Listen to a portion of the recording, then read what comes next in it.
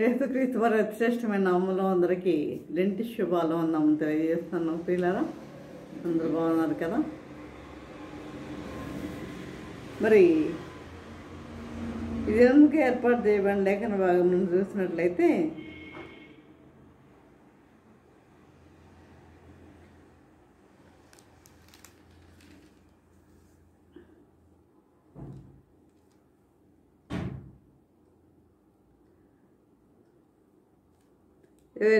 రెండవ అధ్యాయం లోకసువార్త 22వ అధ్యాయము 45 నుండి 46 వచనం చదువుతాను.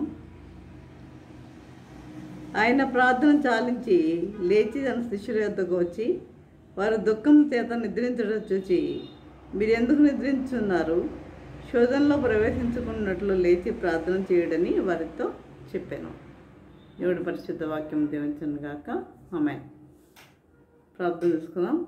పరిశుద్ధుడ, ప్రేమగల తండ్రి, పరిశుద్ధ పాదము స్తోత్రం దేవా ప్రభా తండ్రి, ఇంతలోకనైనా ప్రభా సజీవులు వచ్చిన విధానం బట్టి నాయన మీకు వందనం తెలియజేసుకుంటున్నాము దేవా.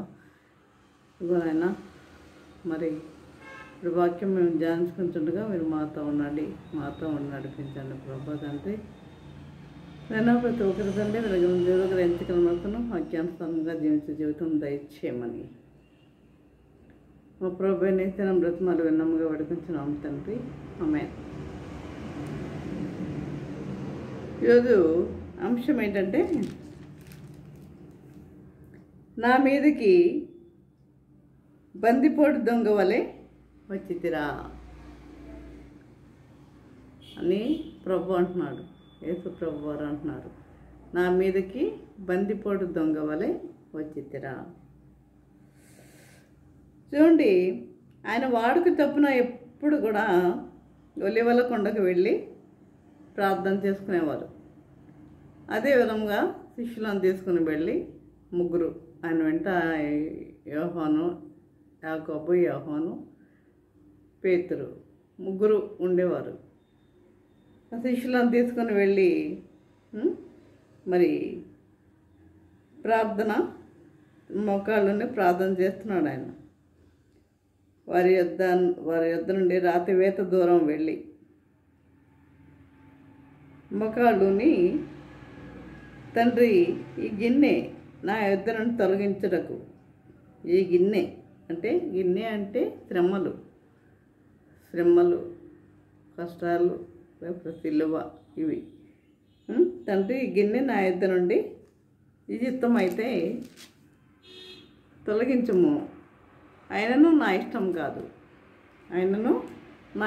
కాదు నీ చిత్తమే సిద్ధించనుగా కానీ ప్రార్థించాను.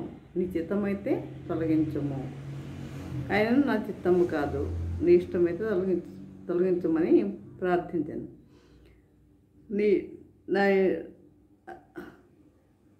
చిత్తమే సిద్ధించనుగా కానీ ప్రార్థించాను. అప్పుడు పరలోకము నుండి ఒక దూత కనపడి ఆయనను బలపరిచింది.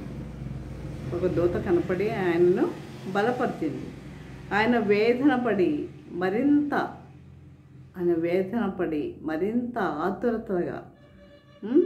ఆతురముగా ప్రార్థన చేయగా ఆయన చెమట నేల పడుచున్న గొప్ప రక్తపు బిందువుల వలె ఆయన చెమట ఎలా ఉందట, ఇలా రక్తపు బిందువుల వలె ఆయన ప్రార్థన చాలించి, ఆయన అప్పటికే 2 సార్లు వచ్చి వారిని చూశాడు. ఇంకా మీరు ప్రార్థన చేయడం లేదా అంటే వారు ఇంకా దుఃఖముఖంతోనే ఉన్నారు. ఆ యొక్క నిద్రాభారంతోనే వారు ఉన్నారు ఆ శిష్యులు. మరి మళ్ళీ ఆయన ఆ ప్రార్థన చాలించి లేచి తన శిష్యుల ఎద్దుకు వచ్చి వారు దుఃఖము చేత నిద్రించుట చూచి అంటే ప్రభువుకి ఈ శ్రమలు ఇవన్నీ వస్తాయన్న ఆలోచన వారికి లేదు. ఆ దుఃఖము కాదు వీరికి. వారు నిద్రించుట చూచి వారు దుఃఖం చేత నిద్రించడం చూచి మీరెందుకు నిద్రించున్నారు? శోధనలో ప్రవేశించకుండానట్లు లేచి ప్రార్థన చేయడని వారితో చెప్పాను. మీరు ఎందుకు నిద్రిస్తున్నారు? శోధనలో పడకుండా లేచి ప్రార్థన చేయండి. అవును, మనము ప్రతి కుటుంబంలో ఏదో ఒక సమస్య ఉంటుంది. సమస్య లేని కుటుంబం అనేది ఏది కూడా లేదు. కనుక సమస్యలు వచ్చినప్పుడు మనం ఏం చేయాలి? మనము చేసేది ఏంటంటే ప్రార్థన, అంతే. బిల్లీ గ్రహాం గారు చెప్తారు కదా, ఆయన కోట్ల మంది ఆత్మలను రక్షించాడు. ఆయన్ని అడిగినప్పుడు మీ యొక్క రహస్యం ఏంటి, ఇంతమందిని మీరు ఎలా రక్షించగలిగారని అడిగినప్పుడు ఆయన ఏం చెప్పాడు? ప్రార్థన, ప్రార్థన, ప్రార్థన, 3 సార్లు ప్రార్థన అనే చెప్పాడు. ఇంకేం లేదు. మనం ఏదైనా జయించాలి అంటే మనకు కావాల్సింది ఏంటంటే ప్రార్థన, అంతే. మనం చేయవలసింది ప్రార్థన. ప్రార్థన మన స్థితిగతులను ఏం చేస్తుంది? మారుస్తుంది. మన స్థితిగతులను మారుతుంది ప్రార్థన. కానీ చాలామంది ప్రార్థన అంటే ఎక్కువగా ఇష్టపడరు, కానీ ఎక్కువ పాటలు, ఆరాధన వీటికి ముందుంటారు. కానీ ఎక్కువ ప్రయారిటీ ఇవ్వాల్సింది దేనికి అంటే ప్రార్థన, కన్నీటి ప్రార్థన. అదే విధంగా చేయాలని ప్రభు తెలియజేస్తున్నాడు. ఈ విధంగా ఆయన ఇంకా మాట్లాడుచుండగా ఇదిగో జనులు గుంపుగా వచ్చిరి. 12 మందిలో యోధా అనబడిన వాడు వారికంటే ముందుగా నడిచి, అంటే వచ్చిన గుంపుకి తెలియదు కదా యేసు ఎవరో, శిష్యుల్లో యేసు ఎవరో తెలియదు కదా. ఎందుకంటే వాళ్ళందరూ యూదులు కాబట్టి, శిష్యులు యేసుక్రీస్తు వారు కూడా యూదుడే కాబట్టి వారి యొక్క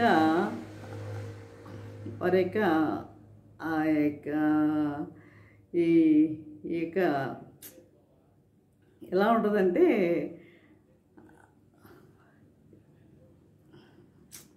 వారు వేసుకునే బట్టలు ఎలా ఉంటాయి? అంగీలాగా ఉంటాయన్నమాట.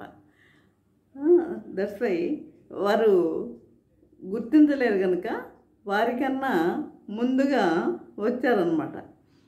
యోధా అనబడిన వాడు వారికంటే ముందుగా నడిచి ఏం చేశాడు? యేసును ముద్దు పెట్టుకుంటకు ఆయన యొద్దకు రాగా, అబ్బా ఎంత ప్రేమ అండి యోధాకి. 3.5 సంవత్సరాలు ఆయనతో ఉన్నాడు, ఆయనతో తిరిగాడు, ఆయన చేసిన అద్భుతాలు చూశాడు. అలాంటి వాడు ఈరోజు ఏం చేస్తున్నాడు? ముద్దు పెట్టుకుంటకు ఆయన యొద్దకు వచ్చాడు. ఏం ముద్దది? ప్రేమతో పెట్టే ముద్దు కాదు, అప్పగించే ముద్దు, దుష్టులకు అప్పగించే ముద్దు. కాబట్టి యేసును ముద్దు పెట్టుకుంటకు ఆయన యొద్దకు రాగా, యేసు యోధా నువ్వు ముద్దు పెట్టుకొని మనిషి కుమారుని అప్పగించున్నావా అని వానితో అనగా, నువ్వు ముద్దు పెట్టుకొని మనిషి కుమారుని అప్పగించున్నావా అని వానితో అనగా, ఆయన చుట్టూ ఉన్న వారు జరగబోవు దాన్ని చూచి, ప్రభువా కత్తితో నరుకుదమా అని ఆయన అడిగిరి. చుట్టూ ఉన్నవారంటే ఎవరు? శిష్యులే. కత్తితో నరుకుదమా అని ఆయన అడిగిరి. అంతలో వారిలో ఒకడు ప్రధాన యాజకుని దాసును కొట్టి వాని కుడి చెవి తెగ నరికెను. ఎవరో మాకు ముందే తెలుసు. అంటే ఎవరు? పేతురే చేసింది పని. అంటే అన్నిటిలో నేను అనేది ఆయన యొక్క వ్యక్తిత్వం, అది ఆయన యొక్క క్యారెక్టర్. కాబట్టి ఏం చేశాడు? నరుకుదమా అని చెప్పి యేసు ప్రధాన యాజకుని దాసుని కొట్టి వాని కుడి చెవిని తెగ నరికాను. అయితే యేసు ఈ మట్టుకు తాలుడని చెప్పి ఈ మట్టుకి తాళుడి అంటే వచ్చుకోండి అని, ఈ మట్టుకు తాళుడు అని చెప్పి వాని చెవి ముట్టి బాగు చేశాను. వాని చెవి ముట్టి బాగు చేశాను. యేసు తన్ను పట్టుకొని వచ్చిన ప్రధాన యాజకులతోనూ దేవాలయపు అధిపతులతోనూ పెద్దలతోనూ మీరు బందిపోడు దొంగ మీదకి వచ్చినట్టు కత్తులతోనూ గుదియలతోనూ బయలుదేరి వచ్చితిరా? ఆయన ఏమైనా బందిపోడు దొంగ? ఆయన ఎక్కడన్నా ఏ మారుమూల ప్రాంతంలో ఎక్కడన్నా నివసిస్తున్నాడా? కాదే. ఆయన మరి ఉదయం ఇంకా తెల్లవారకుండానే ఆయన ఒలివల కొండకి వెళ్ళి ప్రార్థన చేసి మరలా వచ్చి మరి వార్తను ప్రకటిస్తూ అనేక మందిని స్వస్థపరుస్తున్నాడు. ఆయన మారుమూల ప్రాంతాల్లో ఉండలేదే. మరి అందుకే ఏమంటున్నానంటే, మీరు బందిపోటు దొంగ మీదకి వచ్చినట్టు కత్తులతోనూ గుదియలతోనూ బయలుదేరి వచ్చితరా? నేను అన్నదినము మీ చెంత దేవాలయంలో ఉన్నప్పుడు మీరు నన్ను పట్టుకొనలేదు. దేవాలయంలో ఆయన ఉంటున్నాడుగా. నేను అన్నదినము మీ చెంత దేవాలయంలో ఉన్నప్పుడు మీరు నన్ను ఎందుకు పట్టుకోలేదు? నేను అక్కడే ఉంటున్నాను కదా, నన్ను మీరు ఎందుకు పట్టుకోలేదు? అయితే ఇది మీ గడియు అంధకార సంబంధమైన అధికారము అని. నేను అంధకార సంబంధమైనది, అదొక సాతాను సంబంధమైనది, అంధకార సంబంధమైన అధికారము అనెను. ఇది మీ గడియయు వారు ఆయన పట్టి ఈడ్చుకొని పోయి, ఆయన పట్టుకొని ఈడ్చుకొని పోయి ప్రధాన యాజకుని ఇంటిలోనికి తీసుకుని పోయిరి. ప్రధాన యాజకుని ఇంటిలోనికి తీసుకుని పోయిరండి. పేతురు దూరముగా వారి వెనుక వచ్చుచుండెను. దూరంగా ఉండి వెంబడిస్తున్నాడు. అసలు ఏం జరుగుతుందా చూద్దాం అని పేతురు దూరంగా ఉండి వెంబడిస్తున్నాడు. పేతురు దూరంగా వారి వెనుక వచ్చుండెను. అంతటా కొందరు నడుముంగిడ మంట వేసి చుట్టూ కూర్చుండినప్పుడు పేతురును వారి మధ్యను కూర్చుండెను. అప్పుడు ఒక చిన్నది ఆ మంట వెలుతురులో అతను కూర్చుంట చూచి అతను తేరి చూచి వీడును అతనితో కూడా ఉండేనని చెప్పాను. వీడును అతనితో కూడా ఉండెను అని చెప్పాను. అందుకు పేతురు, అమ్మాయి, నేను అతన్ని ఎరగను. చూడండి, నేను అతన్ని ఎరగను అని చెప్తున్నాడు పేతురు. నేను అతన్ని ఎరగనని చెప్పాను. అందుకు పేతురు, అమ్మాయి, నేను అతన్ని ఎరగను నేను. మరి కొంతసేపటికి మరియు కూడా అతను చూసి నీవును వారిలో ఒకడనగా పేతురు, ఓయి, నేను కాను అనెను. నేను కాను. నేను ఇప్పటికీ 2 సార్లు అబద్ధం ఆడాడు కదా. ఇంచుమించు ఒక గడి అయిన తర్వాత మరి ఒకడు, నిజముగా వీడును అతనితో కూడా ఉండెను. 3వసారి నిజముగా వీడు అతనితో కూడా ఉండెను. వీడు గల్లేయుడని దృఢముగా చెప్పాను. అందుకు పేతురు, ఓయి, నువ్వు చెప్పినది నాకు తెలియదనెను. నువ్వు చెప్పినది నాకు తెలియదు. ఎందుకంటే ఎంతగా బాధపడ్డాడు, అంతగా భయపడ్డాడు. ఎందుకు? ఆ ప్రభునే తీసుకుని లాక్కుని ఈడ్చుకుని పోతుంటే భయపడ్డాడు పేతురు.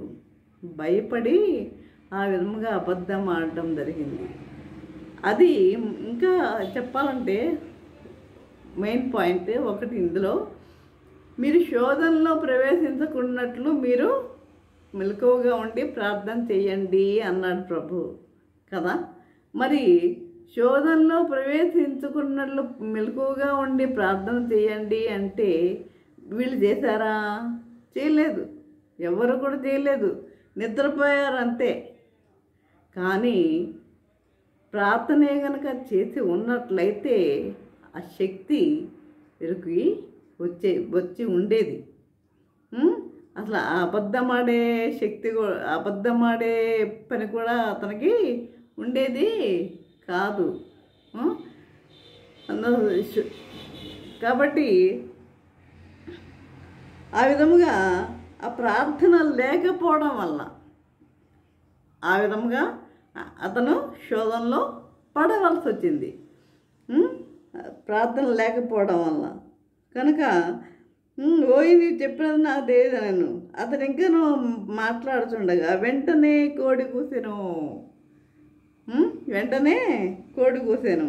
అప్పుడు ప్రభువు తిరిగి పేతురు వైపు చూశాను. ఇడ్చుకెళ్తున్నారు కదా, వెనక్కి తిరిగి చూశాడు ప్రభు. ఎవరు వంక? పేతురు వంక. ముందే చెప్పాడు కదా. కాబట్టి పేతురు వైపు చూశాను. కనుక పేతురు, నేడు కోడి కుయ్యక మునుపు నీవు ముమ్మారు నన్ను ఎరుగునందు అని ప్రభు తనతో చెప్పిన మాట జ్ఞాపకము చేసుకొని, ముమ్మారు నన్ను ఎరుగునందు అని ప్రభు తనతో చెప్పిన మాట జ్ఞాపకం చేసుకొని వెలుపలికి పోయి సంతాపపడి ఏడ్చెను. సంతాపపడి ఏడ్చెను ప్రియులారా. కాబట్టి ఈ విధముగా ఎందుకు ఎలా వచ్చారు వాళ్ళు? బందిపోటు దొంగను పట్టుకునేటట్లుగా వాళ్ళు ఆ విధముగా రావడం జరిగింది. ఆయన ఎక్కడెక్కడ ఉండే ప్లేసెస్ అన్నీ కూడా ఎవరికి తెలుసు? యోధాకు కూడా తెలుసు. మరి యోధాయే కదా 30 వెండి నాణాలకి ప్రభుని అప్పగించింది. ఈ విధంగా ప్రియులారా, మరి బందిపోటు దొంగను పట్టుకుంటకు వచ్చినట్లు వచ్చారే. నేను ఎప్పుడు కూడా నేను దేవాలయంలోనే ఉంటున్నాను కదా అని ప్రభు ఇక్కడ మాట్లాడుతున్నాడు. కనుక ప్రియులారా, మరి పేతురు కూడా ఏం చేశాడు? 3 సార్లు బొంకినట్లుగా కూడా మనం ఇక్కడ చూస్తున్నాము. ఈ విధంగా ఎందుకు బొంకవలసి వచ్చింది పేతురు అంటే ఆయనలో ప్రార్థన అనేది లేకపోవడం వలన, ప్రార్థనా శక్తి అనేది లేకపోవడం వలన. అందుకే కదా ముందుగానే చెప్పాడు కదా, శోధనలో అంటే శోధనలో పడతాడన్న విషయం ఆయనకి ముందే తెలుసు. నువ్వు శోధనలో పడకుండా ఉండునట్లు నువ్వు ఏం చేస్తావు? మెలకువగా ఉండి ప్రార్థన చెయ్యి అని చెయ్యండి అన్నాడు. కానీ వాడు ప్రార్థన చేయలేదు. కాబట్టి పిల్లారా, మనము కూడా ప్రార్థన చేసేవారిగా ఉండాలి. ఏ సమస్యలు వచ్చినా, ఎలాంటి సమస్యలు వచ్చినా మనం ప్రార్థన మాత్రం మానేవారిగా ఉండవద్దు, ప్రార్థించేవారిగా ఉండాలి. ఎలాంటి సమస్యలు వచ్చినా సరే మనం భయపడకూడదు. ఆ దేవుని యందు విశ్వాసంతో మనము మరి జీవించేవారిగా ఉండాలి. కాబట్టి ప్రార్థన అనేది మనం ఏదన్నా మీరు మర్చిపోండి, కానీ ప్రార్థన అనేది మాత్రం మన జీవితంలో నుండి తొలగిపోకూడదు. ఎప్పుడు కూడా ప్రభువుని మనము జ్ఞాపకం ఉంచుకునే వారిగా ఉండాలి. నువ్వు లేచినా, కూర్చుండినా, తిరుగుతున్నా, అటు ఇటు వెళ్తున్నా కూడా మీరు దేవుణ్ణి మీరు స్మరించుకోవచ్చు. ఈ విధంగా ఉండాలని దేవుని వాక్యము తెలియజేస్తుంది. కాబట్టి ఈ విధంగా జీవించటకు మరి ప్రార్థన కలిగే మనము జీవించేవారిగా ఉండాలని కూడా ప్రభు కోరుకుంటున్నాడు. ఈ విధంగా జీవించడానికి పరిశుద్ధాత్మ దేవుడు సహాయం చేసి నడిపించను గాక. ఆమేన్. ప్రార్థన చేసుకుందాం. పరిశుద్ధుడా, ప్రేమగల తండ్రి, నీ పరిశుద్ధ పాదము స్తోత్రం దేవా. ప్రభా తండ్రి, ఇంతవరకు నాయన ప్రభా నీ వాక్యం ద్వారా తండ్రి మాతో మాట్లాడిన విధానం బట్టి నాయన మీకు వందనములు తెలియజేసుకుంటున్నాము దేవా. ఇదిగో తండ్రి, మరి బందిపోటు దొంగను పట్టుకుంటకు వచ్చినట్టు వచ్చారే అని ప్రభు అడుగుతున్నాడు నాయన ప్రభా. నిజమే తండ్రి, ఆయన ఎప్పుడు మరి అనేక మందికి శుభార్తను చెప్తూ మరి అనేక మంది స్వస్థపరుస్తూ మరి దేవాలయంలో ఉండే ఆయనను మరి కాలినడకతో అనేక చోట్లకు ప్రయాణించి మరి అనేక మందిని స్వస్థపరిచిన ఆయనను పట్టుకొని ప్రభా తండ్రి మరి ఇక ప్రార్థన చేసుకోవడానికి వెళ్ళిన స్థలానికి వెళ్ళి మరి ఆ యొక్క ప్రభుని పట్టుకున్నట్లుగా మనం మరి చూస్తున్నాం. కాబట్టి ఆ విధముగా వారు ఆ విధంగా చేశారు కనుక మరి ఆయన చెప్పిన మాటలన్నీ కూడా మనం గుర్తుంచుకునే వారిగా ఉండాలి. మరి మనలో ప్రార్థన అనేది మనము కలిగి ఉండాలి, ప్రార్థన శక్తి మనము కలిగి ఉండాలి. అదేవిధంగా మరి ప్రతి ఒక్కరిలో ఈ ప్రార్థన అనేది ఉండాలి. మర్చిపోకుండా ఎప్పుడు దేవుణ్ణి స్మరించుకుంటూ ఉండాలి.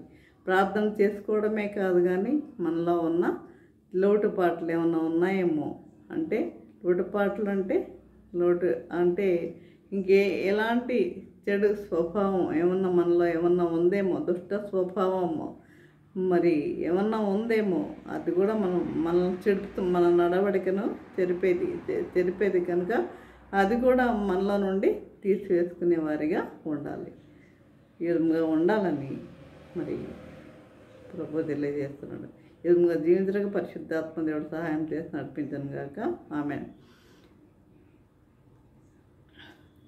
తండ్రి అయిన దేవుని ప్రేమయు, కుమారుడైన యేసుక్రీస్తు కృపయు, పరిశుద్ధాత్మక అన్యోన్య సహవాసము సకల దీవెనలు సదాకాలము. ప్రభా తండ్రి, ఎంతమంది అయితే ప్రభా వాక్యం విని ఉన్నారు ప్రతి ఒక్కరికి తోడి నిల్చుండను గాక. ఆమేన్, ఆమేన్, ఆమేన్.